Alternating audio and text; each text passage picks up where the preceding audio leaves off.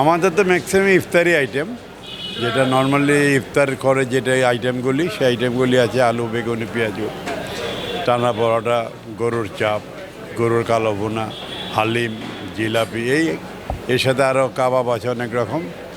সারা মোটামুটি খারাপ না, মানে ইফতার মানে এতটুকু বলতে পারি যে বাংলাদেশের ঢাকা শহরের লোক রোজা রাখে, অনেকেই রোজা রাখে, এবং এই ইফতারি বিক্রির উপর ডিপেন্ড করে যে আমরা অ্যাটলিস্ট 80% লোক রোজদার। জিলাপি, বুন্দিয়া, কাবাব হবে, চিকেন, মাটন, বিফ, তারপর ওপাশে আমাদের খাসির লেগ রোস্ট, তারপর আপনার মোরগ পোলাও হবে, তেহারি হবে, রেজালা হবে, রেজালা আইটেম হবে, খাসির কলিজা ভুনা হবে, কারি যেটা ওটা হবে। আর ওপাশে আমাদের সব ড্রাই আইটেমগুলো যেগুলা আপনার র্যাপিডার হিসেবে হয়, চিকেন হ্যাজার্ড থেকে শুরু করে আপনার সিঙ্গারা, সমুচা, চিকেন সমুচা, তারপরে আপনার আছে যে ডেজার্ট আইটেম আছে, তারপর আপনার বেভারেজ আইটেম আছে, জুস, তারপরে ইলেকট্রোলাইট ড্রিঙ্কস আছে, পরোটা আছে, নান আছে, আরও অনেক আইটেম আছে। আমাদের স্পেশাল হলো হালিম, আমাদের মেন ফোকাসটা এবারে হালিম এবং জিলাপি। হালিম, জিলাপি, তারপরে হচ্ছে চিকেন ফ্রাই, চিকেন কাকলেট, এসব জাতীয় আর কি।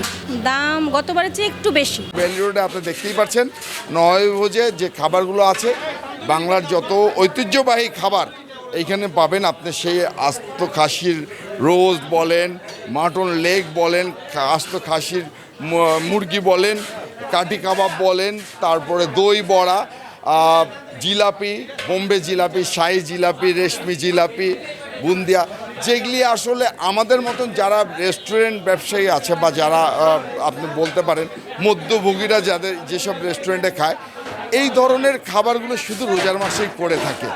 তো এই দিক দিয়ে বেলি রোডে সেই পুরন ঢাকার যে খাওয়াগুলো, সেই খাওয়াগুলো আমরা উপস্থাপন করি বেলি রোডে। কলিজা সিঙ্গারা আছে 15 টাকা, বেগুনি আছে 10 টাকা, পেঁয়াজু 10 টাকা, আলুর চপ 10 টাকা, পাকুড়া আছে 5 টাকা পিস, ভেজিটেবল সমোচা আছে 10 টাকা পিস, ডিম চপ আছে 15 টাকা, চিকেন রোল আছে 30 টাকা, ভেজিটেবল রোল আছে 20 টাকা। আমরা ওরকম কাস্টমার এবার পাইতেছি না স্যার, দূরের কোনো লোকজন আসতেছে না, মানে আশেপাশেরই। আমাদের আয়কর আইনের বিধান হলো যে কোনো ব্যক্তির যদি কোনো করদাতার যদি ব্যবসার আয় থাকে, তাহলে উনি রিটার্ন দাখিলের সর্বশেষ রিটার্ন দাখিলের প্রমাণ ব্যবসা সহজে দৃষ্টিগোচর হয় এমন স্থানে উনি ঝুলিয়ে রাখবেন। যদি না রাখেন তাহলে জরিমানার বিধান আছে, ন্যূনতম 20,000, সর্বোচ্চ হলো 50,000। এটা হলো একটা বিধান। আর দ্বিতীয় বিধান হলো এই ব্যক্তির বছরে টার্নওভার যদি 1 কোটির উপরে হয়, তাহলে উনি যার কাছ থেকে পণ্যগুলো কেনেন তার ক্ষেত্রে উৎসে করকর্তন করতে হয়, ওই রেটটা 50% বেশি হবে যদি না দিতে পারেন। এটা হলো একটা ইস্যু।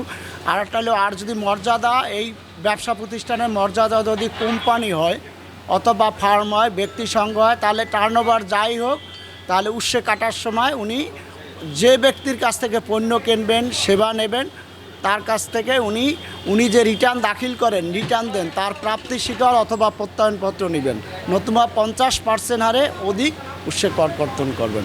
তাহলে আমরা চাচ্ছি ব্যাপক ভিত্তি এটা প্রচার করা, যাতে এটা কার্যকর হয়, যাতে আপনিও এসে বুঝতে পারেন যে উনি একজন করদাতা, উনি আয়কর রিটার্ন দেন, তাহলে আপনার সবার কাছে এটা দৃশ্যমান হবে। এবং এটা যে আমরা যে সব বাংলাদেশের যাদের কর দেওয়ার সক্ষমতা আছে তাদের যে আয়কর রিটার্ন দাখিল করতে হবে, এটা তাহলে এটা বাস্তবায়ন করা অনেক সহজবোধ্য হবে।